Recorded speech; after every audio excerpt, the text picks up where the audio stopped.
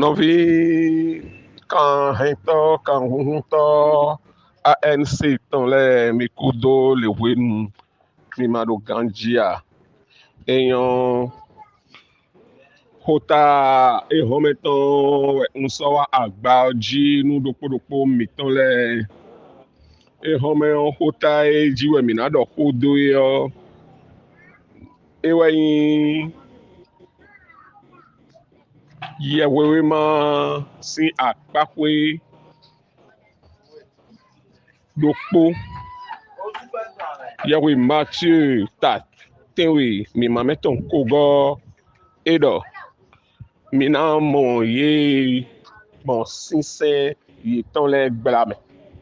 mina tun ye gbɔn sisɛ yi tɔn lɛ gblame eyi mɛ de wa lo xɔ ɖɔnu miwɛ yɔ mɛ de wa lo nuɖe ɖɔnu miwɛ do aklonɔ wɔ mina tun ye gbɔn sisɛ yi nana gblame bɔn nukan bi yɔ mɛ wo lo du dɔ wɛ dɔ sisɛ de tɛ gbanamɛ kana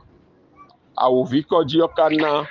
bɔn mi hɛn yɔ mina dɔ mawu do fine abi mi hɛn yɔ mina dɔ vasivasi mawu de kun do fine o.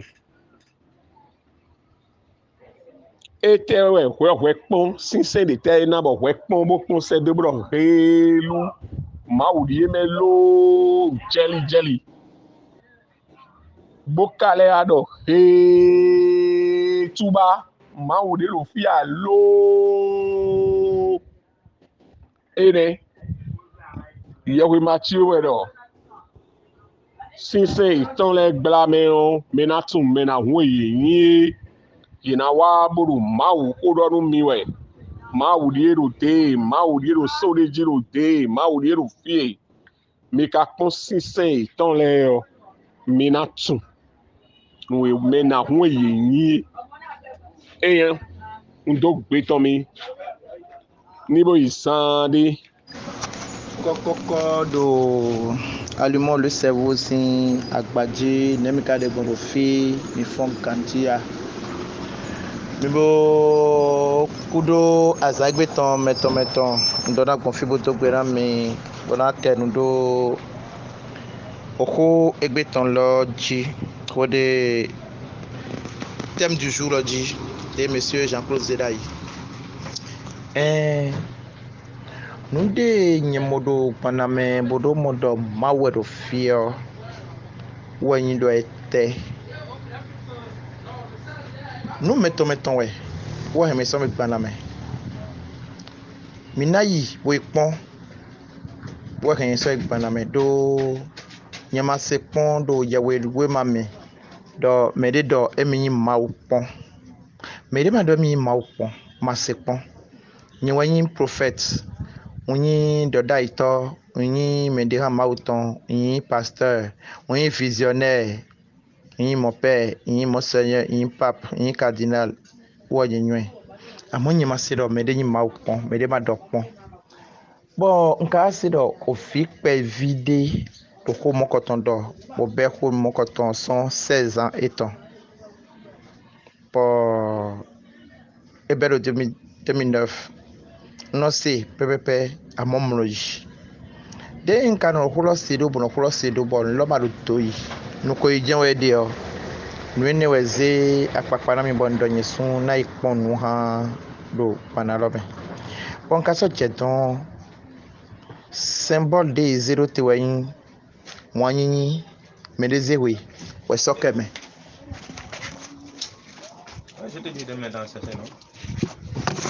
so bio wanyi we sokeme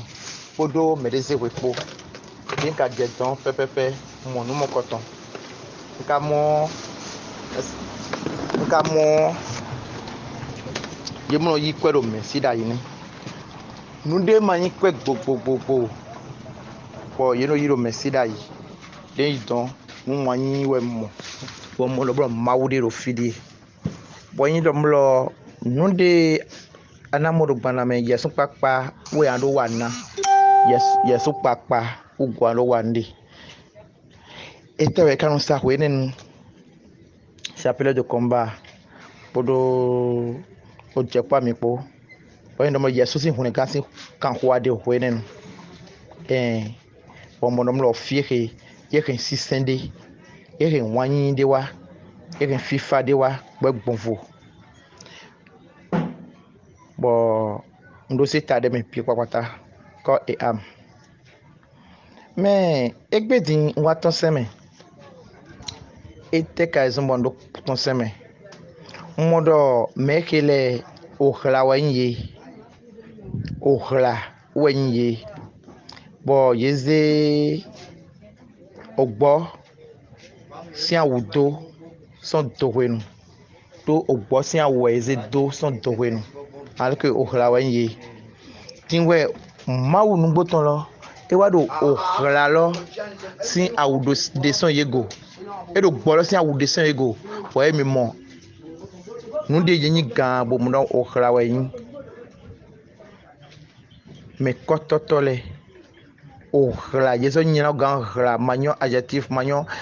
animal de na zena ye non animal de na zena ye yeso gan ohla bo no funfun me kwanyi pom bo yimo do nubla okuna me de pepe yele tonje na bi yele tonje na nyo yele nyen na inuko me pole singalo huvedo me pole singa kuku me pole singalo anina ene manyi problem yele ton modo symbole de zéroté odo wanyi do ko ma do frin to wanyi ndi wanyi nya we to do awofie same awe to edo awofie same ana wa seku ne mamo seku de do gbana mesin medesikpon gbana mesin church ya si da holo bi kwata mamo seku do yisikpon ye ma seku na medekpon bomo aka yi sin de wa egbele me si c'est video problème amo si c'est video pole you know da wa ho pour wa seku na si c'est vi ene nunde mi ba igbetegbe do ANC bon tada mi ton Pierre sin dali mamo no ko ton do para me pon yedo we sokeme lo ni mamo we sokeme do fine to we sokeme sin fo eno na amo gbana me o ye ni hume wen woto ye ni hume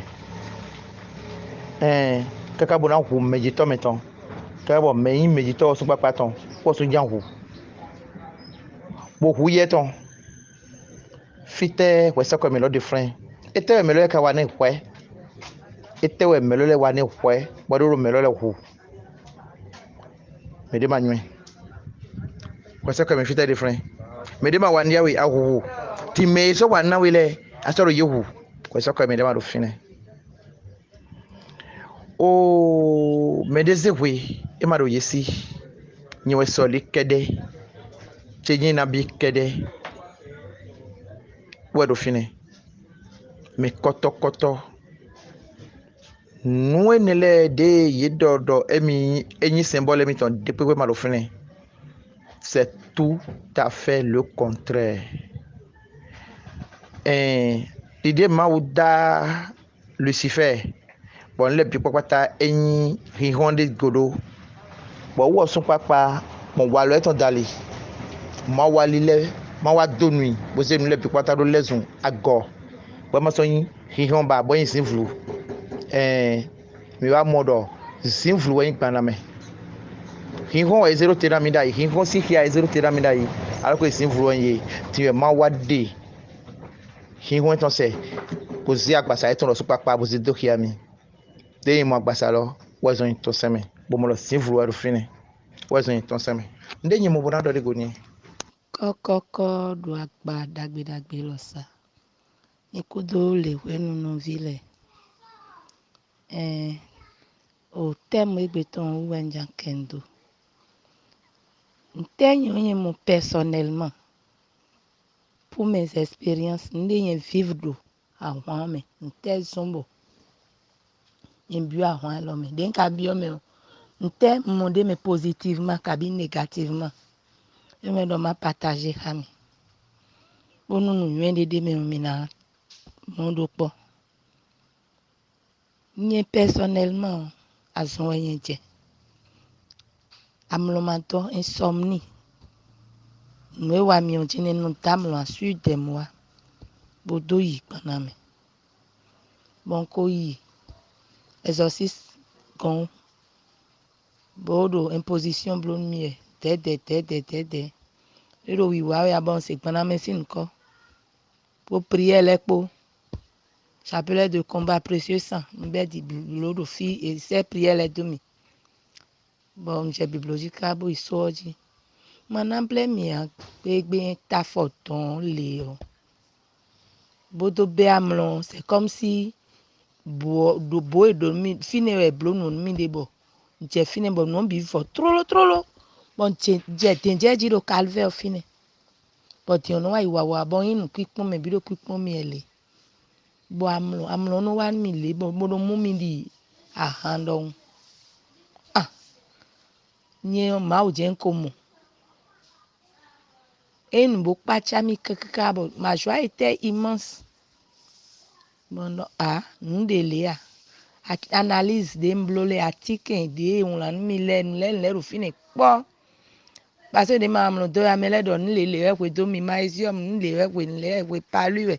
Bon ko blo analyse nous bibo blo les kaka article les oklelelele. Wedo nous na we achon wa itombo. Gbegbe nta fo soji. Tata, sœur Lily, de ro titon ejiun. Ewe me yi mi le do khoton me. Khode me no lo wa de igbetin. Nenu indi fi aton le wa de igbe. Kho ene me yi mi do. Tato sœur Lily mi de pe do motoro po sin Concorde kakabo itondo. So oji gbenegbe. Bon mi je don me ro mi ni kwedo mi. Mi de no mi na icho u cho wa chemin de croix. Ni so si chemin de croix, en to fi eblo chemin de croix dia. Ekpo no vi chepo yi. Mon monde a mon dos kaka enseignement de jamblo difficilement un suivre enseignement ouais non mino jeudi on l'école samedi donc bref dernier mot satisfaction bonne bon nous y moi et nous élèves blo nous ni tambo fois cheli toro quand il faut me ouais ndo était de mino fini jeudi au samedi ne chonu mina go sin sojo wene no papa e no do vivio wa bo aja se mana blogbe o e do fine zande pon mele do mi akpon papa ro we vo me papa di ro we vo me bo o khane ti e khan esi mele do fio e ro we vo me bo wene blo e au rythme de la musique on balancer we vo bon peut-être e atena ro we vo me bo we vo gangan lo tu couches, j'ai eu foi comme ça. Et un dinan bon. Bon, j'ai dit, si 2012, kaka waton j'ai fait de homme. Mais, le juin 2021, j'ai a fodo, c'est do gudoji. Mais, manable mi a maou nou bo, karo kodo da imenu mi e. Maou nou bo, no do koda imeni bo. À un moment donné, bien avant 2021, si tande me libi bono kunu do awon ameka no do le mi no gbono homa me jin do finem lo mariage no bide le mi no gbono homa le gon edi e ame devise deji agun jija indo paname jija indo amour miséricorde humilité manable mi amundo poa même dès le début wa inde mi donu mi dele do Roma me catholique romaine me wa yin lo poro para me ndero me de wa me de yo na cambio we ya han ne ma jijon tenche me ne ma ale yin ro file me bo mi pana me chaque fois c'était scène de bagarre bo sinki di ti bo je me demande fite me lo le ka go sin tan bo sinki di ji bo eyin akojo ple bo me ma te tundero amisa ho me le no ya misa gbon nweji amisa jijon me ma tunu ene le debo ale biwa ti fine bo no le bi no huyan bo wa yin ro po nu kono to mi ton vivi oni to Mathieu nyito de ro nu kono to mi ele de supo ye we no le pi no pon wa lo eton le kaka no mo wa yin sin ti de me dès le début moi j'avais déjà constaté ça. L'humilité dont on parle mina c'est devise à ton leo humilité nyito eton de no do mobilité tiro e kon ma ou de et y a moto d'arro maintenant son moto de luxe de valeur maintenant son bonowa boy jawe le sécurité le no me le nyawe mais no me khoe tant mais au début là il no me le khoe fidèle le khoe do dagbo yin to wa bon c'est que non et y a jawe yo mais de sona gmalile ya ah nous comme ton monde na hwan ne me ben no me le khoe bon do me sun e bon le blo e bon me brutaliser we do vivi podo Mathieu po jawe ni ma o yin to wa bo ino ma wo so no zede kwe de bo ino chi bo no te kaka bo no chi kaka bo no di blai so se kwe ro ton no kon kaka ah nen kana blogbon mi de me mo boro ye lo pardon amour humilité miséricorde non ma we no ton ahwan me mi pa no file mi wa nle bo ino mi pon ndi ejero abome ndi ejero koko ndi ejero second ya wende eno ple mi bo début do ya ibo ni wenu bo eno ya se ma lebo me akian pa no ichi leno ichi bo eno do eno ton ahwan mi bo mi lo ere suno do ni ahwan pe ma wu edo miséricorde ni bono servi ton le do do ni combattre eno ene le bi moi ça m'a mené à réfléchir no kan bien ende bodo ah mon ma wo no kan bien ende mais sincèrement no kan bien ende si wenen nous les nous prendre compte mais ene mi de mene mono ah peut-être que ma ou da gbaza me mo e no comporter je me disais ça non les mon réponse nous yende mono bon peut-être nous ma ou da gbaza me le na no ne ene no mi de ne donc voilà un peu moi mes expériences côté positif dans le temps moyen de me sincèrement ma kana blame ya no vitele no do mi de ro ma me dele no do dada ma u sin de no kla mo ame mi no su do je me de que ma u je no nuwa lo ton ya en do ason de gbon mi on fait nous mi ya mais c'était trop précipité il me disait ça dans le temps mais no do yo et pe wan gba na maison ba ero iton mais aujourd'hui mana le hogli a ho de pobo mi na do den wa je afose do gudoji do shunye passé o no po de ro wiwa mi e de be wiwa mi bo nwa gbana me insomni de je domdo wa gbana me o no po le je wiwa mi ji de nje afose do gudoji o mo no wiwa mi ka chobo nwa mana ble mi a nwa mondo nwe lo di manu tiro fine blembo nzandi o mi na le continuer e zandi. Allô, bonjour au ANCC Agbasa. Faut juste pour avoir un an de où. Banameo, mau lo poke lo fine. Mau lo poke lo fine. Do teu. Mau emi no kweto, bo minu catholic bo Bible no do edo. Ikuna se mau, o se kwel. Ala se mau, an se kwe, an se mau, o kwe. Baname si mau kwe e kalodo. Donc il m'a oua mauna we go in a jemede si we de e ka wa no église catholique ka you bro sacrement le bi ka bo mariage yo bro ceremony de ko we de ya ma o su do mi di e bro ceremony chogbo e na hunre me gan ma o gbana meton ceremony e kon bro donc e do hon de ya mo ye su yin ma o gbe de kon chogbo bo we to bodo mado to ko de ado wone merci agréable soirée mi kudo le wenu mi kudo weme mi kudo ta foto dinjo bodu ndagbe en chenu pour mi ton en chenu o monsieur Amosuga en chenu ta akli en chenu mebi bon ta me beton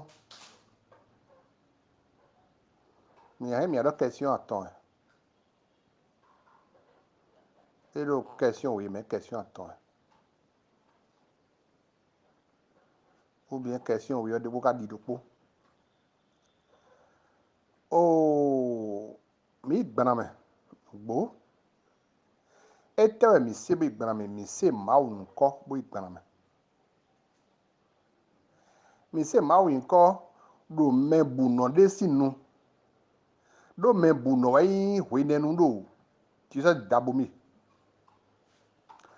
Bon, et donc, kaka, bon, quand on l'a, on dit que rien n'est pas exorciste.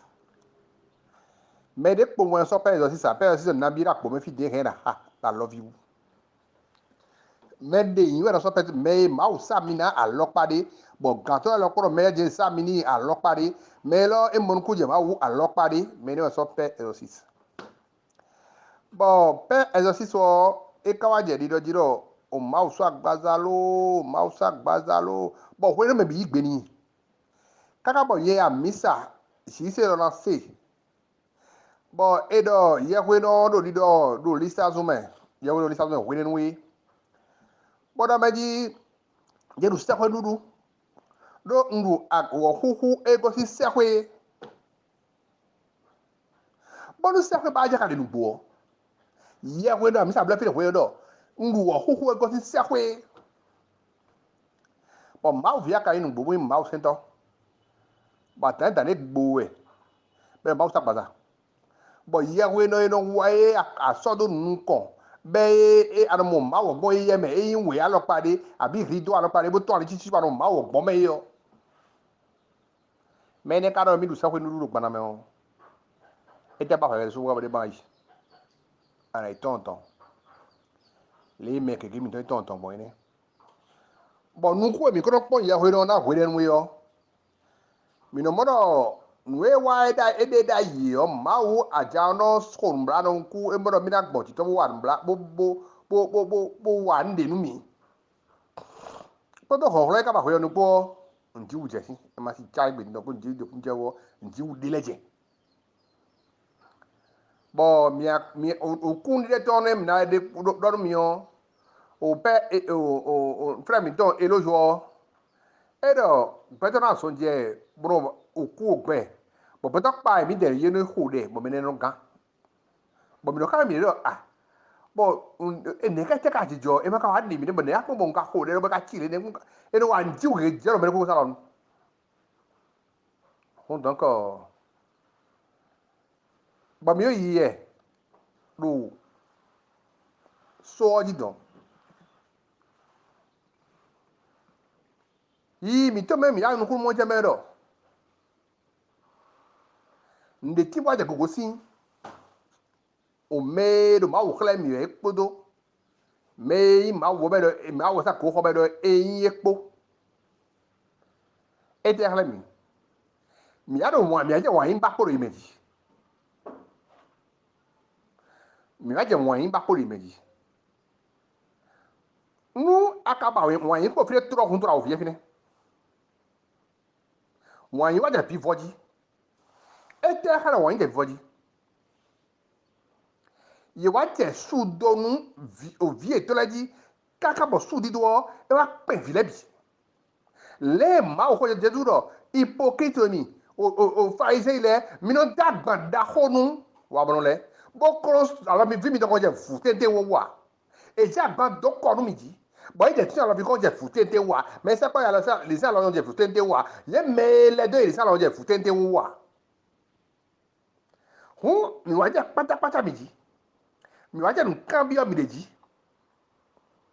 do ma wo je we do agba do fi to le mo e dagba be mi do ko lie e no e ka so cambio o pipe mi dia e o e te ka mi wa e o je reviens ou donc on do ko da mi ene agba o pe kaka bo me de poko so me bi no wa so la panglo be ko da tampi mi wa do fine bo nu ke nu me na ti mau je nu kenu meji e je wa mo de fu wa no e je wa mo de to do fu ndo ko yi bo je me je dokun vasi de do funu me do ye eyin ai gbeto nu yin to bo tu ma wa je ne ka be ko je mau je wa ya e je nu kanu meji e je me do fu meji mi po debi apotu Jesu to la me o mende efide mepene mati yo dokuno wani mati yo dokuno wa pe dokuno de su njon to do twani we do bo beto de do kuno o Jesu du ha o takwa itole e o du ha e cha takwa itole do me e ti an baba me do kwa me wa le ti an do me bu donc beto do yeme pe dokuno mo beto yeme mo yabro bi bo debi la me e ka de sifa si zorum e de sifa fonu si zozo wa wele nu no mi ma na ho ble me dia o me mai wa mo do yi mele e so daga se bi de vinele e so daga dio si ba ya fo je si zozo di agbane ka do ni ko se pore o ti àwọn se mo ni àwọn ama wa le àwọn ama bo le àwọn o gba we e to se eto ebe ise koko ma blole wa eto ceremony se that's me ero na zemi ko na temi ko ma uso anta temi ko dio era bro esa en blanc mi apo medo me so gbe pede no vitile me evo evane bo dagba ko jime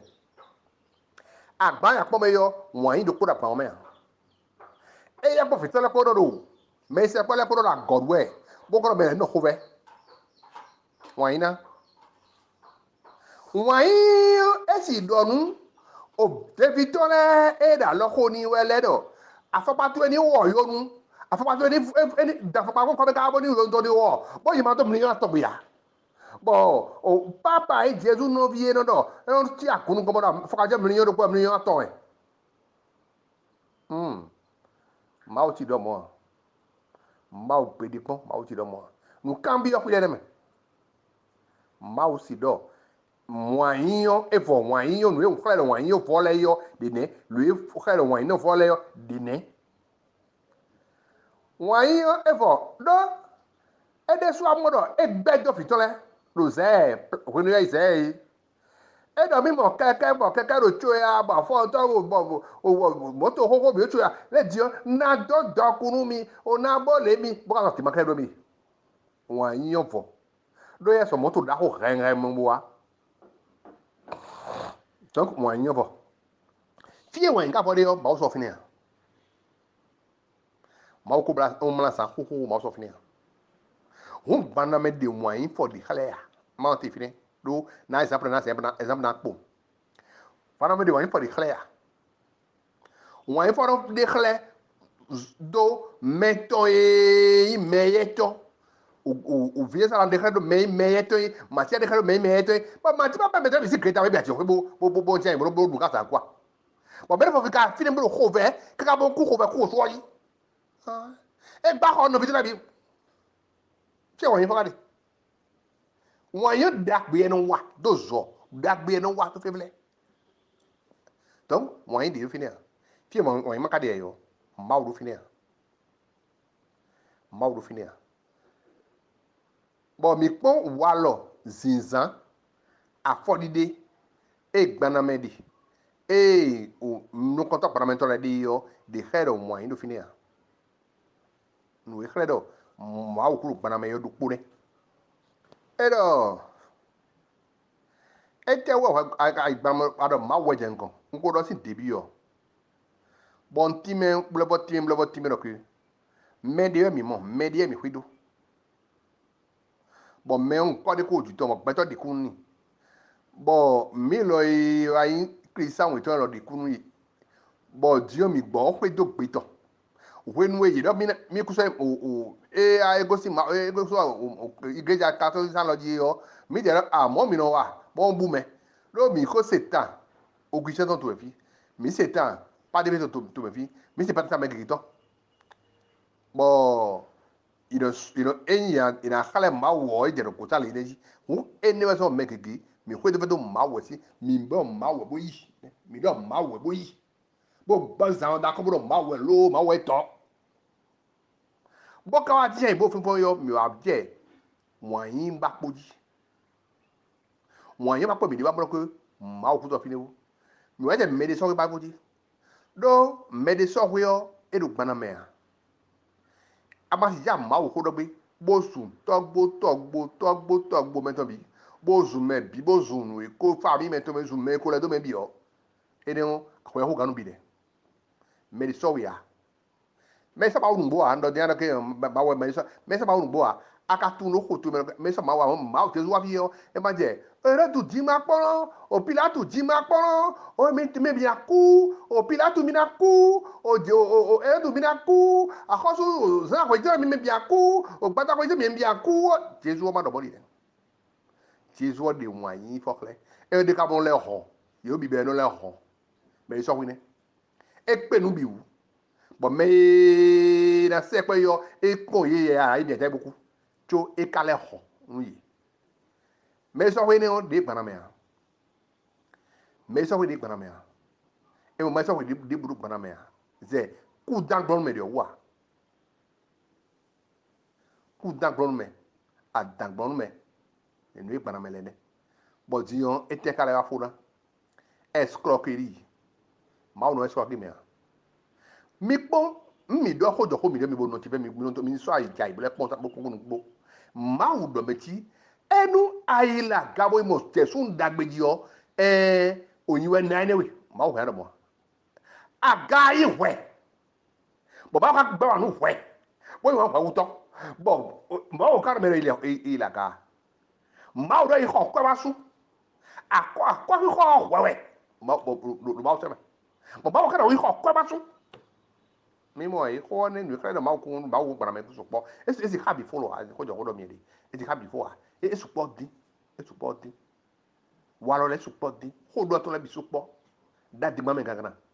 bo yi ko me do mo do ge yo mi ene ko di nei ene e ko di ba je kre o kasi yo e so ko e de me o e ko na la me e so ma ni ho do me to fi bo do mi so ko mi yi ko bo wa ho be do jo na ko je bi be na ko je bi bo e bi ho ka mo ko de mo ko je na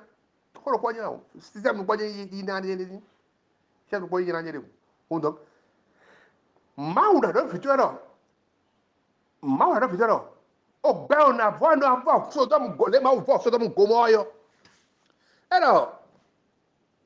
o me ne ta ka ntin ta le so do mo go mo yo bo go ti me o ne nko to ko ntin o lotu era lotu ba ba do to ya me fi bo lotu so pa to mo to po fi to le po si to po asi to o je so e be bando e nu e to no ya bo lotu ba pa to ni e ba lotu so ta ka to wa o ya ki wo wa lotu so ta ko wa lotu wa le e ma lotu ho gbo lotu ho yin bu lotu e ma do bo lotu le lotu ta pa mo to o me bo o we mi je ja ko to me ji bo so bi o me e ka do gbana vo do gbana me mo cara su di mi sava bo me lu ko todo e me ma ku je so je ko a mo ko ba ka so je ba ku je so je ko o mo yin de na atura ko mi do supo ato fi mi do supo ye nga do ba do ko bo me le ti mo wa wo ti su oko ba do ma ko so mi ton ko akọ na su to ka so di e o wa yin e mi su ko wa ibo e ma ko na ko nu gbonugbo ma wo ene o em fitole na do e mi mo le mi no fili mi wa ile mi go itu o me mi wa le ma wo e ko blogbo si be ele ka blo yo pepe ya lo ma pa je e ko ne to yin di ya tio ma wo ka do bo mele ti fe nu ga yo se gbe de ko a ma wo ma si jo mo ne ma eno khale do ko wa yin de kunde pana me wo ndi kunde ma wo de kunde pana me wo mi mo e fi bo ko do li ando mi ani oh ni ma za mi de je play bro je kele e anti chinwa do nwe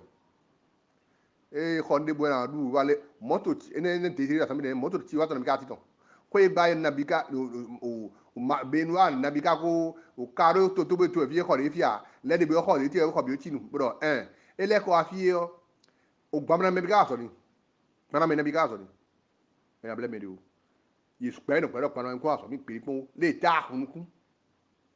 gbamna me se ko mo wa so me ta hunuku donc gbamna me so ko mo wa so ni ya egbe die ka no pene mo ra so me ko ne un donc no bichile o no mo do ko wule yo ine habu ne ndone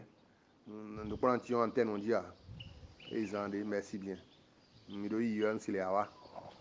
fofo ko joko bise ne mi ko done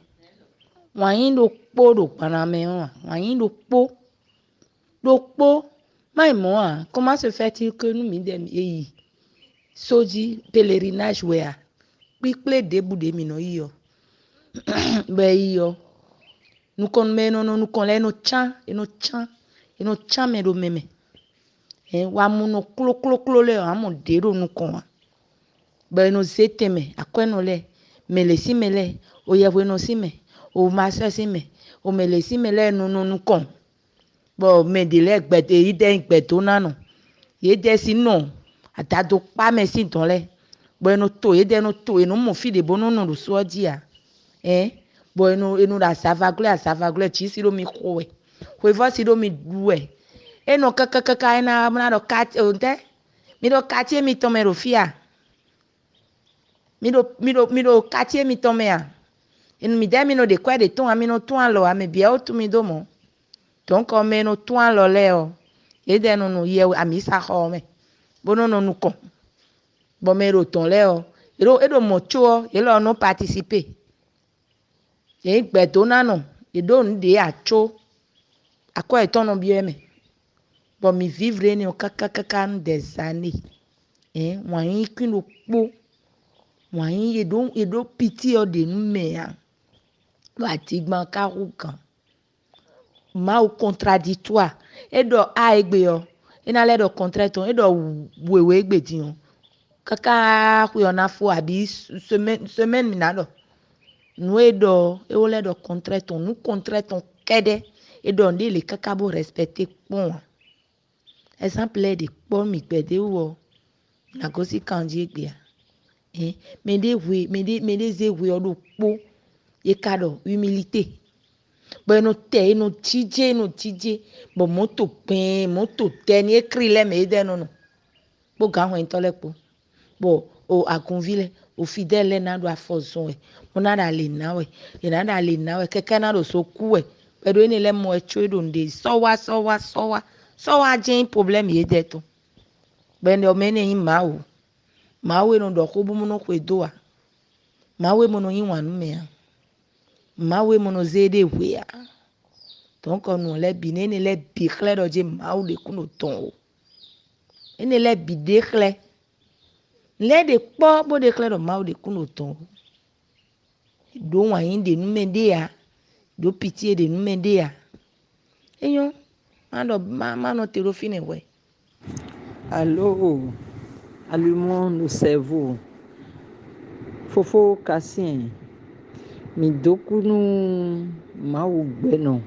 E na we nunue mon coton. Bado tin we neleme. Bo time tenwi lewi. Bo do mi dokunu mau ajalono susuma vo na yiton. Ni le na nunue mon coton we deji. Bole na ANC gbele mon bonu mimi bikui ni do nunue sinsin mon coton. We ziza ton ni kondo do po mi ton ji. Lo gbeta elome. E na chenwe. Kwa do bisese bio ayichebe. Bechiri yin this well hodo edo. Merci beaucoup. Et na chenwe. Fofo Kassien. Et na chenwe. Bon, ye kanto yo me. Bo dogbe nou no vi ANC ton le bi. Dogbe nou me. Egbe yo do gben mi bi do poji do gamekoji hokade lo ate oji no vile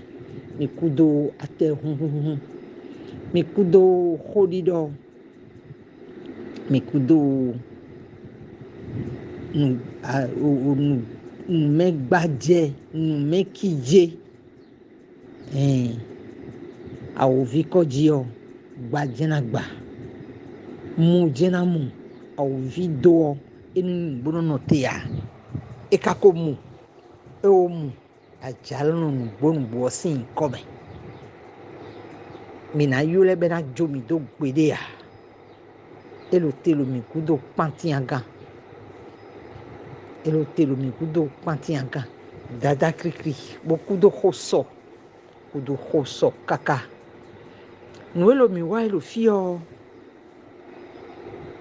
me tunu mi le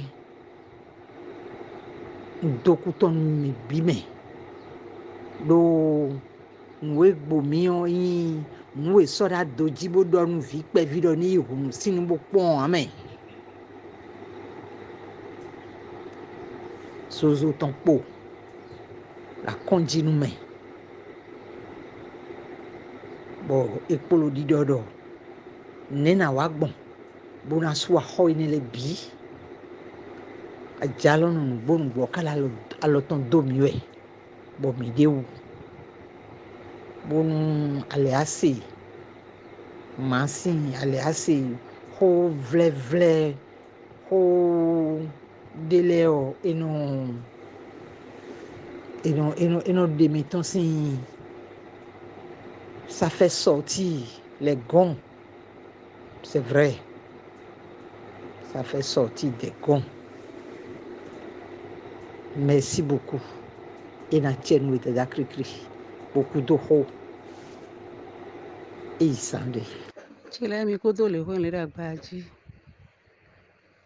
ikudo wanyi osoropo hotel jayi gbe mi akende wo imi alebo don de didi hun to de fofo atire baku etime de long en large mi alebo blo do mi ja hodo gbe bona le gbon le bije o esi de na gon kleondena ngona desu ekanayi bono ngona na gbodo komate po oyite ipon me do mi onu kon me boyin mawo pe jesu we go won ipon yi me we ni le o ni no me ton de khle mawa ni no me ton me bino jalousie le comparaison n'est pas raison mais do mi représenter Jésus on ose afokpa on ma fokpa mi ton di le papa atire ba kudo gbon mi ka ton fokpa ka do da yosin be no ze afokpa ni ogudo ton bi yon be lo sono do sultan yon ose afokpa ni khlemi do 2009 2009 oh 2000 de awan betro 2010 mi ma fokpa sin bo e won do de mi o tun we ni ole ma wo je no yin gladi mo ma wo je no yin moto be no de mi na moto mi aye mi ade mi aye o me ha moto lon mi dion e do da go bi ro moto no aye ya ha no e ma o je ne ya ma wo je no ni me o dasa yiyo e so pe ka mi ton azande mi ro o gbona me o kwelo kwol mi kwe ngbe bueno ado mi ma do yan mi diro roman le gan ye me yi dans les supohu nka do mi ro mi na supohu ye be kala supohu mi ma u jene ya ma we ha ma we gbede ya ma no do pon ha mi o pon si do onu se mi ton ma ze mi ro fine kaka bonu mi na mo te mo na hwan lo e na ikuton e na sukuton do bi gbidi bona le fena bi gbidi we ha ngege o te mi na o le ko ho akuno ka be ni no fine je tande bona mo te bona kun do bo di pisese nyom dokunu nue développement de papa atire ba kublo era cheni pede ze gona ne do nu pon gladi ma o yin gladi gbede ma o ka jalousie un eze humilité o miséricorde o kete kete do nu pon do fatame we fatame amour de fine miséricorde de fine humilité de fine dida nu yonyo xɔme gblẽgblẽ aze xɔme nu kudzi de hɔn ma o de ɖo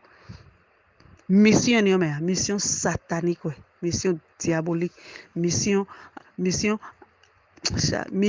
kudzi nyɔnyɔ ni ma o tɔn izan de mɛtsɛ. mɛtsɛ mi mi kudo le ɛwɛ no o ko iso agbadze gbe o ekendo yewe ma Matthieu 7 verset 20.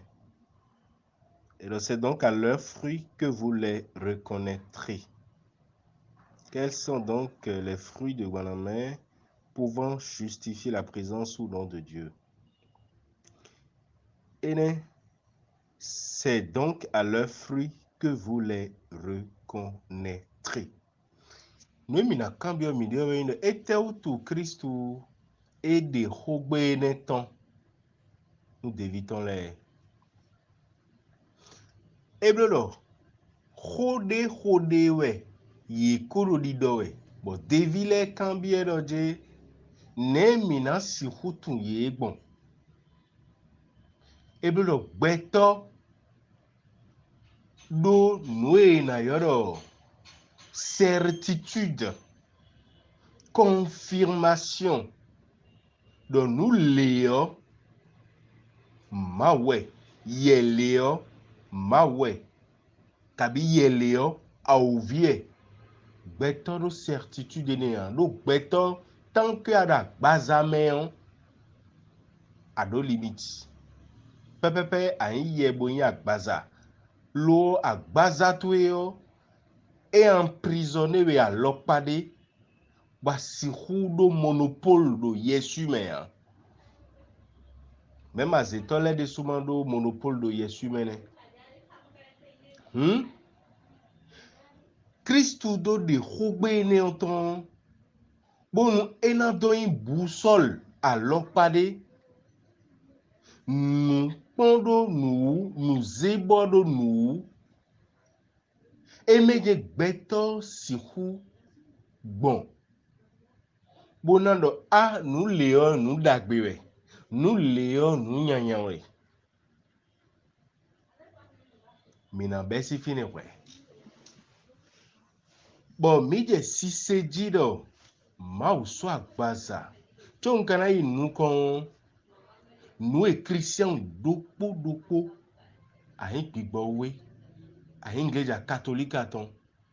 ayin sise débouton nous comptons et oui mais christian ana tout we ndo nous didi to yo edo gbeto dia nous didi to timeto we ndo yi ana pondo yewe no to ewu bonado jemina dinua ana pondo pasteur wu bonado mina dinua nous boe lengbointo edona de afodagbe ado fide bonu lengbointo de ma de afodagbe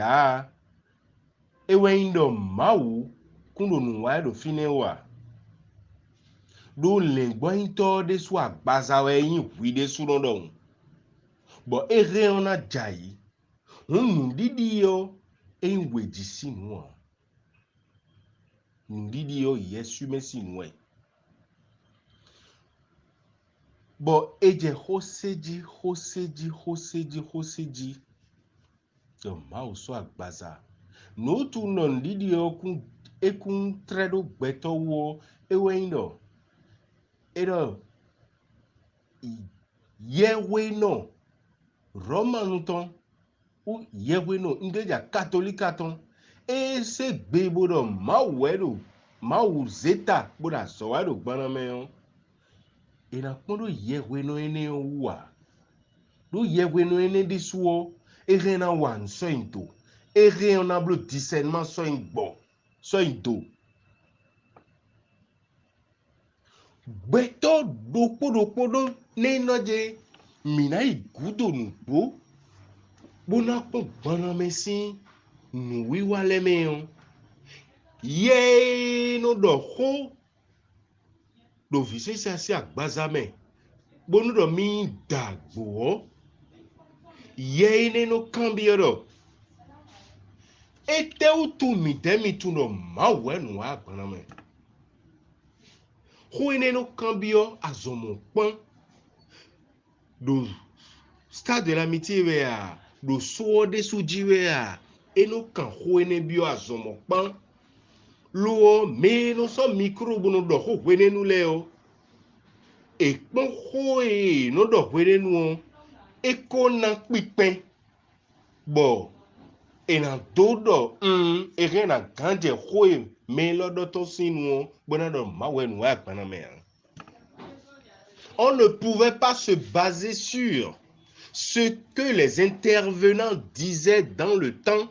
pour confirmer et dire que c'est Dieu qui agit à Baname.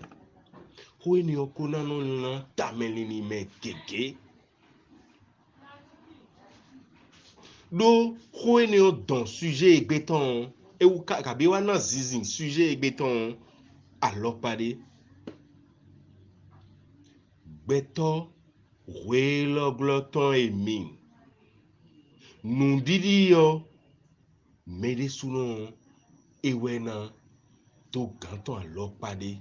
mede sunon et non généralement do la foi précède la raison. Mais une foi sans raison ne peut pas être une foi solide. Parce que adinu pon lo ndidi emion nukun kabi ozu nukun titono ndidi yo eduna no lintame ndidi yo eduna sonu bodo nu neinaje mimei banameleo mi mano son bono nu kabi mi mano lintame mi na kwetoro baname do tame dewe mili bodo si se mengosi yo nson le bodo nu le wo ma wo esi kuno fini kabi nson le bodo nu do ngeja katolika me yero nu bleble wa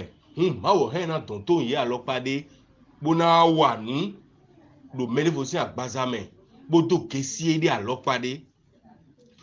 tameje me igbanamele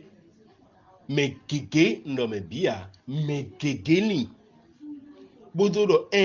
na hodo hogbe do titon do violence nu me do hogbe owen gagbo bo me bisese mi kwedo yo povu do hogbe nenu ewe mi kwedo wa lo gbe do titon sin nu meton me nale kose bo mi no hodo ebo jiwli bo mi no yiwe kakao réalisation déboudé nous togun bo mede suno po famille meton le po kede et nos ans quoi le tome et nous ifidi ko yi yan mentelemi mi ma si sunu kune e ma si dog mi doje mi ni di nu pombo mionu kune nendo do nendo mi mionu kun mede mionu kun mede na gosi gbegba we me ya mede na gosi iglesia katolika me ya mede na gosi systeme ya mede na gosi messe dibu me ya nendo me wa togun wa ple do gbanamele o ye di nu fi egosi yon bo mionu kun ye debu na kweto do gbaname ya de minano nukuma mimio mimano nukumimio bona yigbe nu bi do zize khole mi do gbaname ya we minano nukumimio on va pas rester aveugle. On va pas nous demander de rester aveugle dans ce sillage ou dans cette sphère là et dire, et nous recommander d'avoir uniquement la foi, c'est extrêmement grave. C'est même pas du tout bien à recommander aux fidèles. Il faut laisser les fidèles libres d'expression, libres dans leur foi. Et nous évoluons, et ce qu'on constate malheureusement aujourd'hui, c'est la révolution. C'est la révolution. Quand nous rentrons sur le terrain de la politique, nous avons connu la révolution. Aujourd'hui, c'est la démocratie dans bon nombre de pays. Mais à Gbanamé, c'est le contraire. C'était la démocratie parce qu'on nous a fait voir autre chose. On était à l'aise vis-à-vis, l'un vis-à-vis de l'autre. Il n'y avait pas la panique, il y avait la paix. Aïdjaya Lopadede. Amon, Novito et Dagovi, de circulation, mais est passé. Voilà les slogans jadis. Il y avait une certaine confiance et tu pouvais manger chez ton frère Dagovi. Mais la révolution s'est installée. La panique s'est installée. La peur s'est installée. La peur, c'est un esprit diabolique. La panique, c'est un esprit maléfique.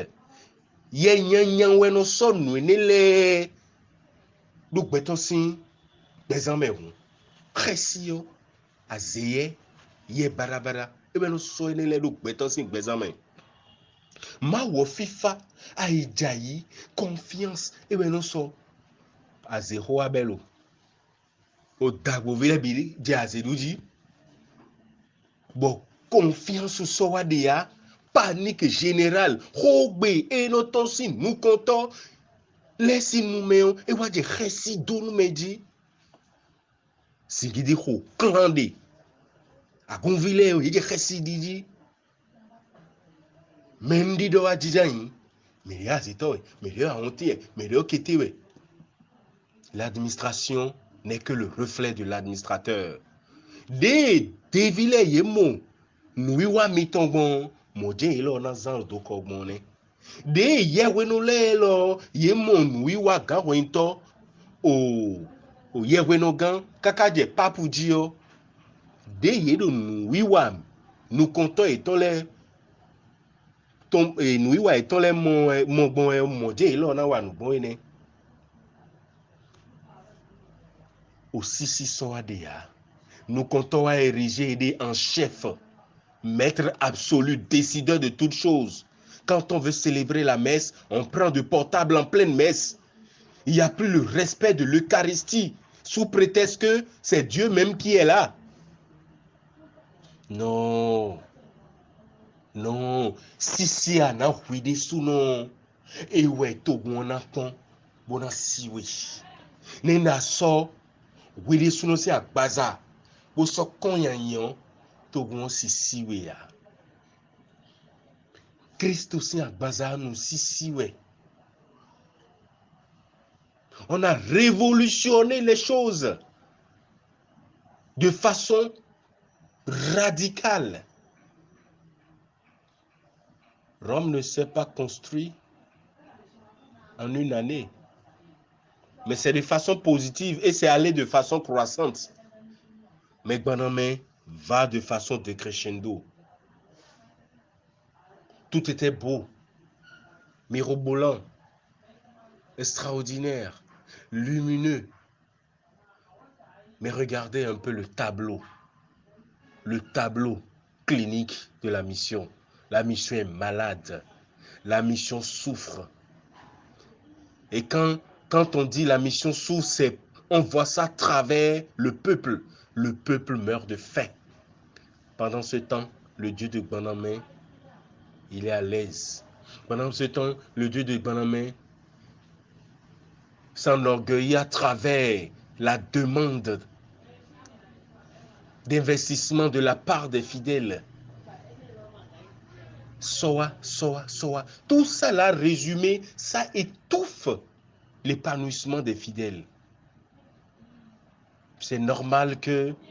chacun puisse commencer par se poser des questions. Et c'est légitime d'ailleurs. Je vous remercie. Bonsoir, Fofo, Nemi de bon.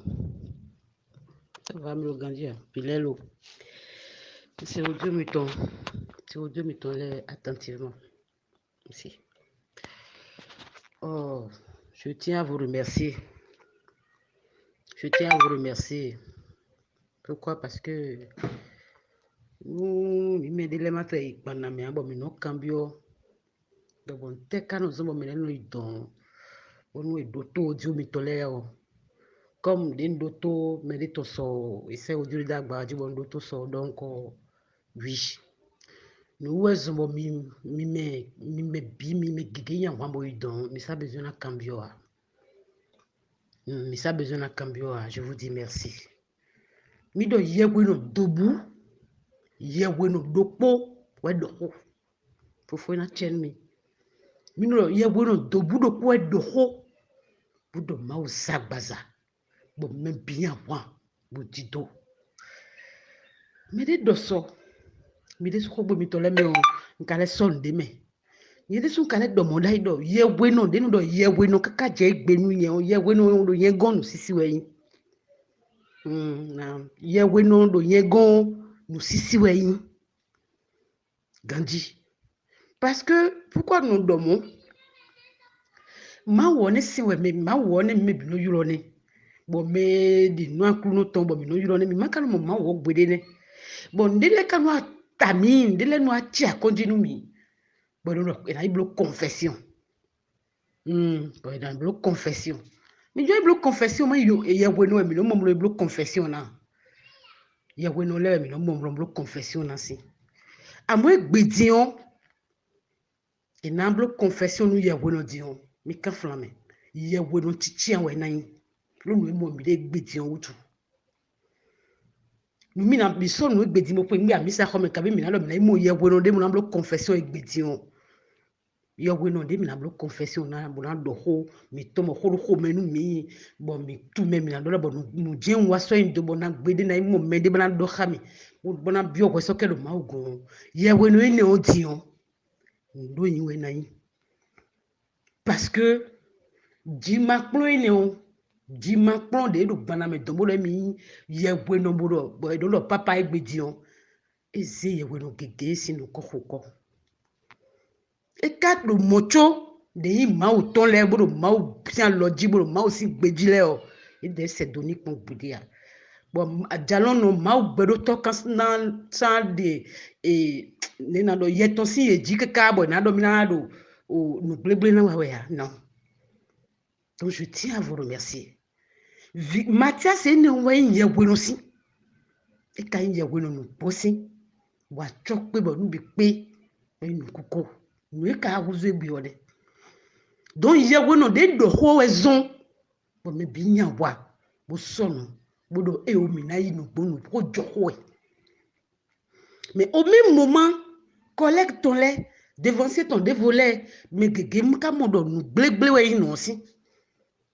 Mais quand nous redonnons wedo o no village et le redonnons wedo nous glo a fait le dit ya kadio kanyo ame no vi mi toma kabamone lo yedo we baye de o we nukuton do biba we do yiwe o no ba we jendi no mi mo do mau jendo no tene do fine on nu akru no gbedo to jendo gbana me do fine on bo zia gbazade do ede o mi fait aussi no église na lo ki ken we mo ya ou bien na lo yiwe mo ya gbana me una go kaka buna wa boyiko gbana me una ko go kaka buna wa boyiko parce ma aussi ndredre quand même mi modelo titi we e bi so na do nu gbeto te to le me de ko do mburu yiwe e bi so na do nu yedo a o visi we ya non parce que ma aussi non du ma aussi non du ma voici. Oui, moi aussi nous et nous yiwe we ma dodo non mais fini dio modo nous do nous merci nous do afo nous bleble do fini si o mele ka ko do yiwe non mi do ho be jeji mi ina chen mi fofo na chen mi keka mi do ye we no e do hosi ima ndo ji mele ke nu fifi o ponu e chite do we ke oji bo chite bodo ma uzi agbaza mi tombo me debu ye we no me debu a me mi na lo me de mona yi fine mo ne me de mona kan ozu yi fine mo ne Et mais nous quand j'ai finalement c'est tout comme si on doit vaudou neti bon vaudou taton mais des bon vaudou taton mais on doit domele ouais mais non c'est si ou mais non c'est rond mais non c'est moi pon allo mais non c'est ben vaudou mais l'état ben non do quoi simuler gens simuler joint quoi do mais on donc mais nous bref si nous ben nous le vaudou ouais taton boy oui donc nous a kuno beloto ma voje zia gbaza viene onton ne kamuro a kuno jon zia gbaza ni wena zia justement lo mene do edi boy visi mene imetia non donc mi no cambio mi de bon ni ka bon ni te kanu job e kanu yikmana mi la cambio mi de yo mi odio mi ton la do fi de prouver nka ko céder sur les genjin mi e prouver do mi d'abord mi ça besoin na no cambio parce que mi connais mi obi merci nous parce que yagweno sinu kwa ici yagweno do ko yagweno ine kalu ko do we me kasi kule bwene onudo no bleble mi de do wesi me menele no do me tu mo level cambio do ni no kwibo bran ponde na yo ma usi no we mana no blewe mone indo akru no gbero to jendo no ene o bo ze no tene do fine o e mo na do bleble we mone bo no ene no boje kayon fide mo viode o ene une place de mo na lieu ene lieu c'est lieu comment dirais-je milieu de bon et nano d'assassin fide blo fin de moyen d'assassin à l'entrée de dassa là église ne lo fine boy blo ma ou sin tout ça là excusez-moi ene nous mon coton d'ici ina inde boy na ina notende si bo beto wo bu na kwa de kunu si amu ye we no ine o de zetobu wo bu bo dagudu beton le bo guzu beton le doit lokpa de julio gauna ho to me ne le mando wedine o me ne le de iboali buru yiwo wedima etoni bo bio ye me welewe Jésus a podo ma wo yime welewe we na wana parce que au vu mi sebo idon bo mi ka sebo idon ma ho edo donc akuno gbero to mudo gbe mi to meje mi ka de nu gboro yiwe mi ka wazi mu bo azi bo taloji mi moro ewo ma aussi noté on kuko awajije o podo khame o vese ka gbeto mi man khame mi ka mon ne déburo toi il y a une dame aussi qui a parlé j'ai écouté mi mon ne déburo toi mi mon yona ne déburo toi e ka mo chu gbeto puru oui ils ont doué na don mi pondo oui la lutte continue et moi là moi je suis derrière Mathias là matin midi soir mimi ka no kuyo mimi tra no kuibo mi matre don déboire mi na ponde ma una dawa bon et le kuyo na no ya me e o lo fuyo na no ya memi kate lo fuyo mina konde le na fodo nu kumi to me do poropo amo na te lo fuyo Mathias Vigan ni pe lo fidi ni mo egbede oni turo mi mo ndopo oui parce que nous eblo lo même pour nous expliquer bon voilà parce que il y a un bâtiment de lebana timen mi chambande lebana donumi et donc, je tenais à vous dire merci. Donc, c'est au Dieu, mais ton lait, merci beaucoup. Merci, Foufou. Et ils allaient. Et to numi do ANC sin agba dagbe elosa mekudo le wenu bokudo kanrihen ena chenu dopo mitonle e homeo isokota kengen ropoyin ate oji bo isodo yewe Matthew sin we mame we mata tenwe go mi mame ton ko go bedo c'est donc à leurs fruits que vous les reconnaîtrez. Si c'est étant yenana mewe minatum menahu yenyede. Si c'est yenana mewe minatum menahu yenyede. Bon, nous cambions mais on le dit d'oedo. gbanameo sinsentewe ekana bo we mobodo mawu o fine abi mawu kuro fine o cambio me titengbe da horo poe enyi bon dokunu novi e doto hoi meteme e kenu doku wule dole bole doku desutra la no me kenu lobo gbeje ko mekmon le ene novile edonis aloye na tunwe bona tunu menda gbewe yin abi meyanya yin o sinsen ye na blamewe anatun yede etewe kono na sinsen bon mebi sese tun pa ati weno na sinsen bon mebi sese tun hun amo atinde bona tundo atinda gbewe enyo abi atin yanyawe enyo sinsen tomewe anamori bona tunu atinda gbewe kabi atin yanyawe aso magatin lo podo tedion fue nabide we enablo me enotun atin gbedegbe kezedeme lobono tun sinsen enona ya enotun atin lo sundeme to lobono tun sinsen enona ya sin hunawe anade jiwe na do jijawe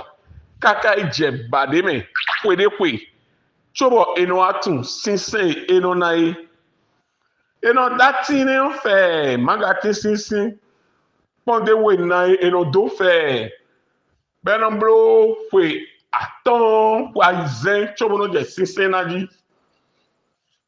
eno ana sinsen de kwede lenu bon magano yon kanji la tionji bon eno igbe bono du beno yon delection anaimo bo adbe manga ana azebo fiyon leo wọn vu kedewe no ton sime e agbe be mia bo adu be yon yo sisen dagbene e aka gbe lobo wọn vu kedewe de me yo sisen yanyane modo po nu aso yo ze tin lo te diyan eno bloko imọ̀pán ṣobo no wana sinsen asihugbe bobi vesin moropo asihugbe bobi sesenyan boyon du boyon pon hun eno moro nukun teno mo yowo zen tinjilo nukunta bonodo sinsen dagbedie ati ena eme abi sinsen nyanyadie ati elo na emeyon eno doa de nu eno to jewe de tawa eno je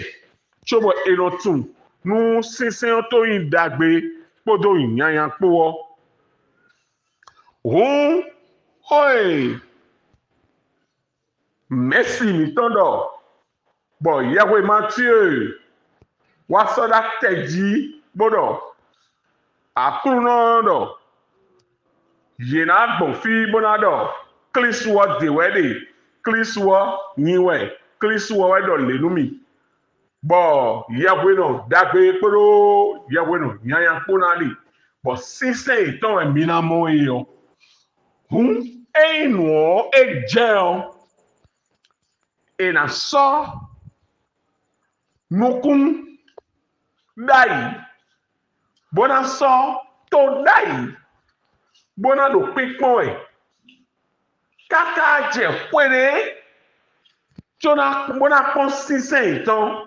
bona to nu sinsen o eyin dagbepo nyanyanpo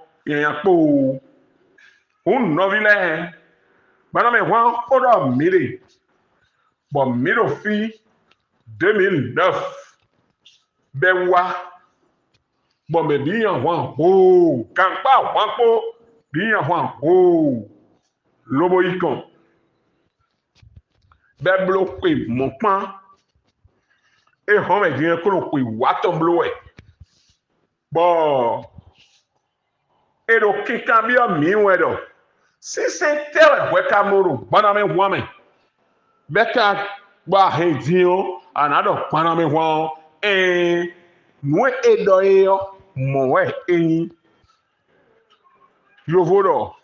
la promesse des fleurs. Les fruits tiennent la promesse des fleurs. Si c'est mi mort, tu vois, mi namo si c'est le po, a tiyon no wuli se a tiyon ka wuli yo, se te kawe. Mi wado yi yo, maname wan jijon, o se, dokui atonji, wanyi, medezekwe,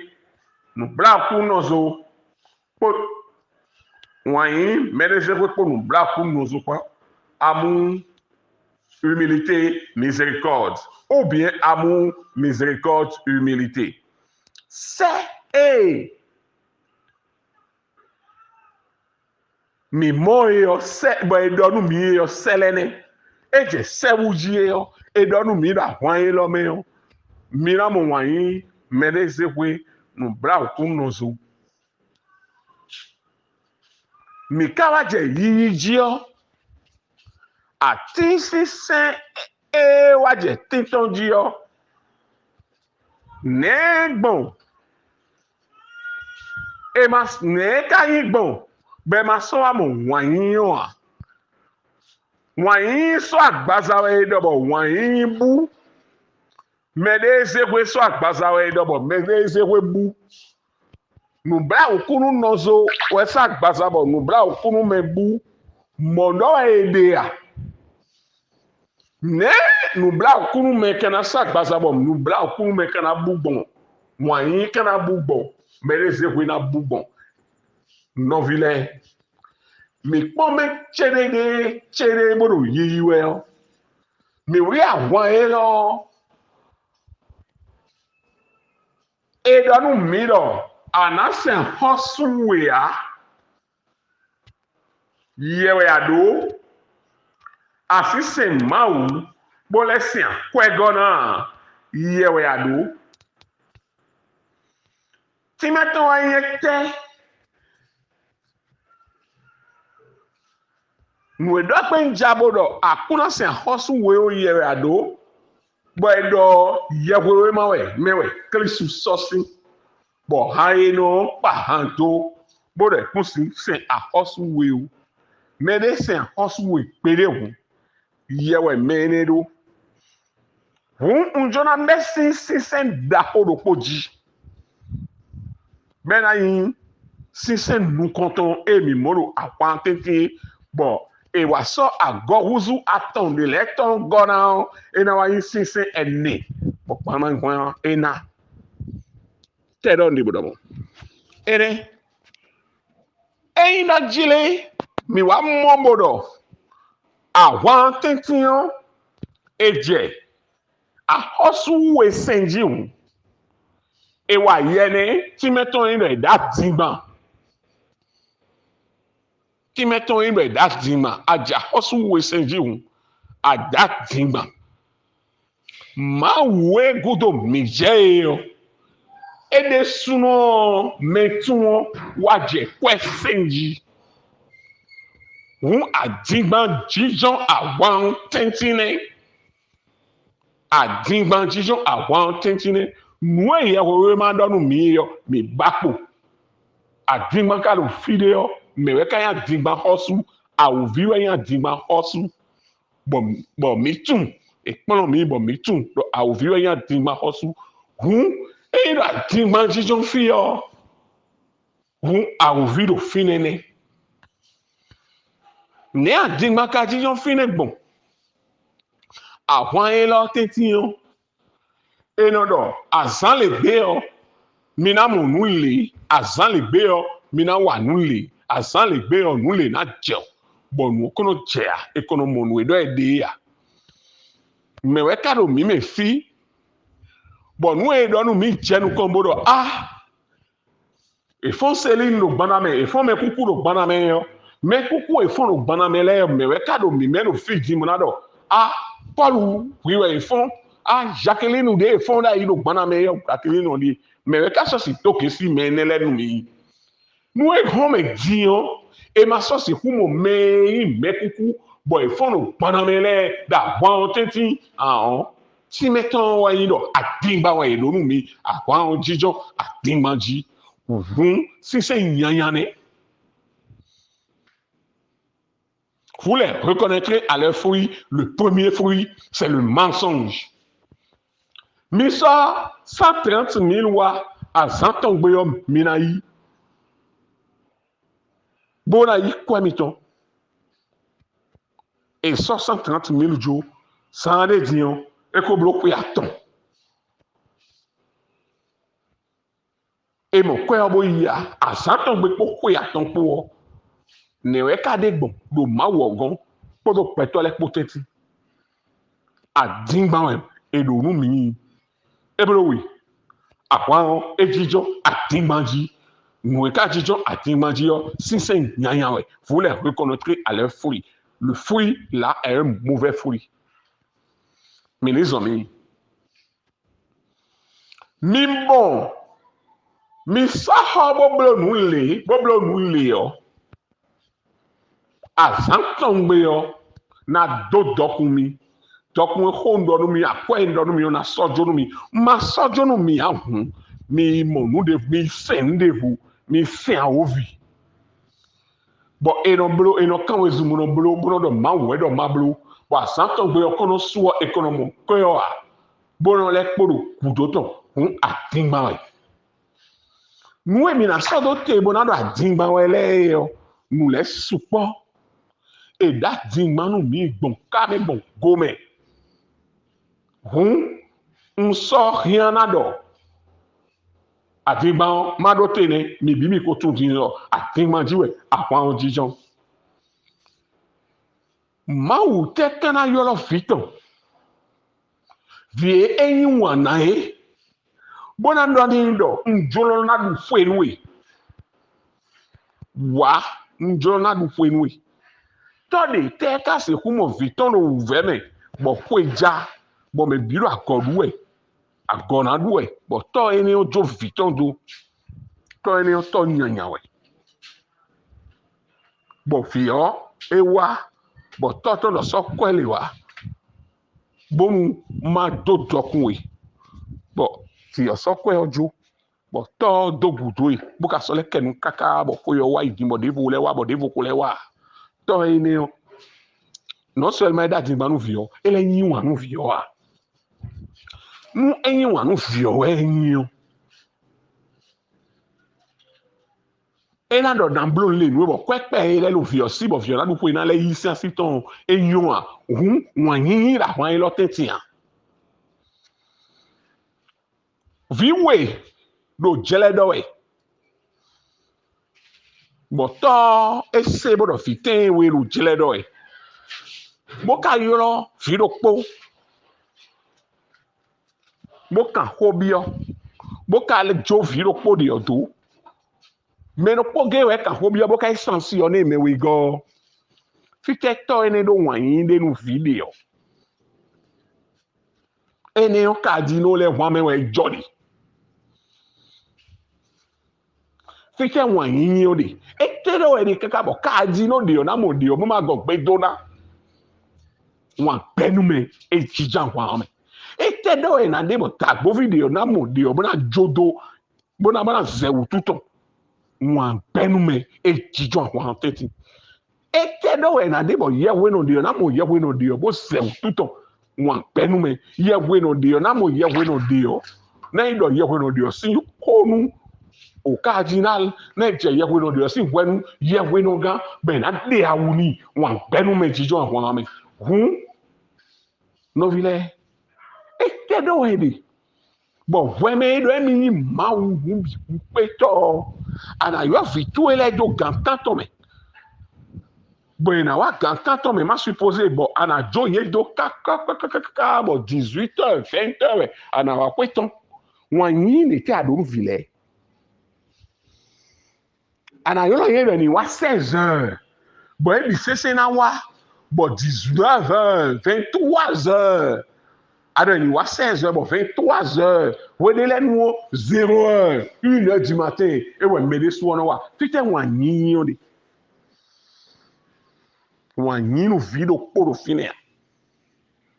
wanyi do poro finea wan gbenu me poto adima ko ne jijan ire do e me o me mi na mo goyi asonopo goyi ana yolo mi ana in touch ana in dachi funfun che na te la loto e me ana yolo mi 8h bona wa kweton lo 20h ya goyi ne mene se we deburo finea mene se we do poro finea nye vitoe ani iglesia sin nun konto bo nye vitoe akota fumi moko yiko chenu po mopa nko du ahopo kame bon gome eko ahotono ko nyami boko wuli mi ban disi boko wuli mi ban mi o baka wa pipe mi gbe bo wa bo nyero tebolo kove ba be hodi do yo ara mi kwa fopa indoe 1 million we afopa elo yin moto in yo 80 millions we no yo moto do Dodge bon mi me bi c'est mi na Dodge vie couvert aussi si we vie accueilli plus de 3 millions de pour gomene belle vivi wedo ale cambio yebodo me we kado mi me bon si on peut le bli ho lo di o e ko san 500,000 po aho dagbo e wa chobo mi ati ahoru ja mi lo ko wa hote gbe da ye me lo edwa ho le mi le suwo na suwe e ni ile aho baba le mi suwo na suwe yo me no ko ni no le akambi yo me budo e ko la ho we da chobo mi wa chi ene le bisese yo o goyine no bla o me de se we do poro finea no bla o kunu me do poro finea adaka o peto une adaka o peto ye winu e wile sunu adawu na bodo nu debu kusin bueu nu debu kusin aseto si acheme do bo dala otuto wo ye winu eniyan e da so to egbeme bodo yi we boblo accident bo apon kan ton vovo lo e do yi e boblo accident bo ku bo ado do togun me do azewe da wọn yín yóò fitẹ́ẹ̀rì nùbúrà òkúrú mọ̀ yóò fitẹ́ẹ̀rì ahò novito ilẹ̀ ẹ̀pẹ́lẹ̀ họ́tán tó ilẹ̀ ẹ̀pẹ́lẹ̀ novito evi ilẹ̀ ẹ̀pẹ́lẹ̀ bóyá yín lọ du ciel bọ̀ yé gẹlẹ́ ọ yé gẹlẹ́ wẹ́ ní mọ́ bọ́nà du bọ́nà nù bọ́nà atún bọ́nà tán tó òvì èkpó lẹ́wù gbadẹ́mi ló wọ̀nyí. Me kankan ne anodonu me de do ami ni ya misa bo to eno le o ado ekun ni ma ekun glabo ya misa o eta ipara aseto akwegbenu mi eta ijoma izun aseto si kon to ma aseto na akwegbenu mi asefi ogbe ekwe ka jabo wa azegbe ekwe tombo wa ne we no yo ene odo nu e da wan e lo tentin le o ye dodo ene no vile mi pan disi bokpa mio bokpa nuko bokpa gudo mimo maude ro finea mimo mwanyi mereze kwepo mubla ku nozo podi ro finea nuedo na mono mau mene nuedo na mono mau setos yo e ho edo nu mi pon mi ka mo debua na ikuto boa bon no vili de do ho sande din do mo me bodo mau do mu dedo ayi mi to so do mu jiwe do bo mi kuno wo lo fofo non vilain mi mono wone vwe papa do buropo apo togun ple bo mi do o gbelo na vo e ero nu kuma na husunu gbe o bo ta bo vilain do poro ge we na no we na da kun gba onji Bon, mi to scénario, mi ton le mo blode, jolo mi bon. Ben son le va ni moi. Bon, bon. Iglesia vito ele ye wa bon mi ke ya nu ye a. E no iso ene onji. Mono no so di cabron kwa santon bon ma we nu bla ku nozo. Meneze we podo o wan yi po no ta fo so di ado ete utu e ko sacramento de bagbon e dia e ko mo ko de bagbon da be no yi ko bi sese sin go menu me mono le do yi ni ipe e no yi ko bi sese sin go mono fofo Jesus do ile ko ipe e no wa mono sume bo po papa to buro ko ale mi be mi de bo si so di bo bande wa mi be mi de le si so di bo bande wa ndị wawe je mele ka dị bụ n'obe kwe tole wa jomu anu wa nnukwu apọpa kito o nyome wiwo àwọn obodo mi ko kle yepo bon we do gbe nja bodo ke ma wo no le de kle mi o mi mo kon ke ya na wa yin ke begbede do mo yo me ro fibo yo me ne ni wa bo adon mi gbe ne gbewe anu mo no jijon asin po to me ro so oji anu mono gosi kaka fi no be anu mono le doyi bo wa kaka bo ajijo sin po to me lo soji sin pe ne gbewe ma o ko de kle to gun ton bodo anu mono zin po yan zin po e lo mi wa alors que mi lo to me fi bon papa romanton eno me libro e de bo yo po fu pe video wa bo adogbe ni bo e dai hu ha yo po fu wo bo kan bo yo po wo jo ejo bo kan mo si mo ji so asin po tonji be do mi ro gbona me do ma wu ko ya asin po wo sin papa osi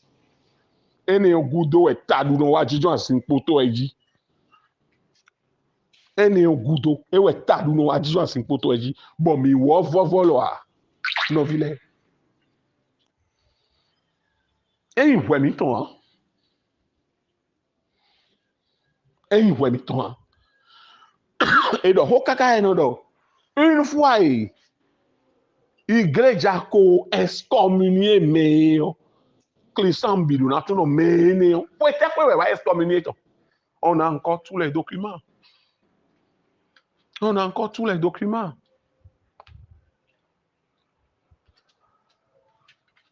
2019 dit et ouais c'est Russie et do bon ici ni be boze we ma wa joni bo ici be kaka bo mo bo le kon we ma tous les documents sont là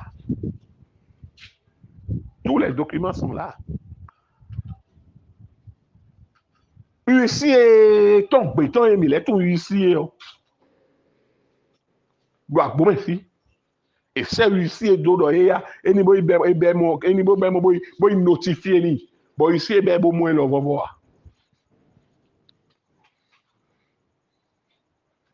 we nu etogun bi sese edo togun no jini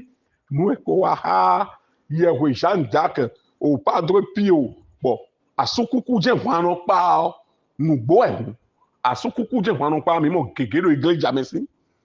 me gege ye we gbe cho gbe we nu itan iglesia nu kon ton le po do gbe itan le po fún àwọn esi les mêmes causes entraînant les mêmes effets. Toute personne éprise d'une rationalité peut réfléchir pour dire attention, est-ce que ce n'est pas ceci qui vient? C'est comme ça. Je ne parle pas pour nous donner raison, pour nous défendre, pour dire que nous avons raison ou que c'est l'Église qui a tort. Non. Mais c'est les faits qui parlent d'eux-mêmes. Aujourd'hui, nous ne sommes plus à l'étape d'incriminer quelqu'un ou pas. Nous avons tous fauté, tel que le père Koumanta il a dit tout à l'heure, je l'ai écouté, tel qu'il a dit, nous avons tous fauté et toutes les congrégations religieuses, tout le Bénin entier devrait pleurer cette calamité-là qui est venue s'installer chez nous pour nous réduire au néant parce qu'il n'y a plus cette famille béninoise qui n'a été affectée par ce que nous sommes en train de dire, par ce que ANC est en train de dénoncer. J'ai reçu beaucoup d'appels. Même des gens de l'extérieur ont été affectés. Que ce soit béninois ou non béninois, des gens ont été affectés. Nous avons un prêtre guadeloupéen, ou comment je ne sais plus, mais il a été obligé de fuir alors qu'il a été ordonné prêtre pour servir la région parisienne. Mais il a été obligé de fuir par après. À cause de quoi? À cause des 4 piliers. On a dit que le Banamé est assis sur 3 piliers. Je dis que c'est faux. C'est assis sur 4 piliers. Le mensonge, la haine, l'égoïsme, l'orgueil, l'inimitié et tout. C'est ça. C'est assis sur 4 piliers. À commencer par le mensonge. Le mensonge, le premier. Parce qu'on nous a menti que Dieu a pris cher. Et nous découvrons aujourd'hui que ce n'est qu'une manifestation très poussée du diable. Le mensonge en premier. La haine.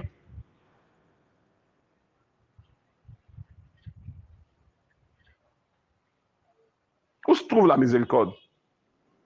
Là où il y a haine, il n'y a pas miséricorde. L'absence du pardon, on ne peut pas. Regardez par exemple, le père Kouma Payan parlant tout à l'heure a dit que excommunier un prêtre n'est pas chose facile, et je suis d'accord avec lui. Mais à Banamé, il suffit simplement qu'une chanteuse fidèle qui chante sur la colline, il faut qu'une simple fidèle se lève et aille parler mal d'un prêtre pour que le pape appelle l'évêque pour dire déshabillez-le tout de suite. J'ai eu ça. Il faut qu'un évêque aille mentir sur un prêtre parce qu'il ne l'aime pas, parce que le prêtre ne veut pas faire allégeance, pour que le lendemain, on appelle pour dire et des Aounoui. On a vu tout ça là. Mimon ne l'est pire à moi-même. Mimon ne l'est pire à moi-même. Nous n'avons vu les. Nous sommes dans l'autre temps. Nous sommes dans l'autre temps. Nous sommes dans l'autre temps. Clisudo, mina mo igbo sise itole sise dagbede de hu mere fi hu ende sise dagbele to mi bo makon ndoku nu doku do pomi tole todo me inu dai hu a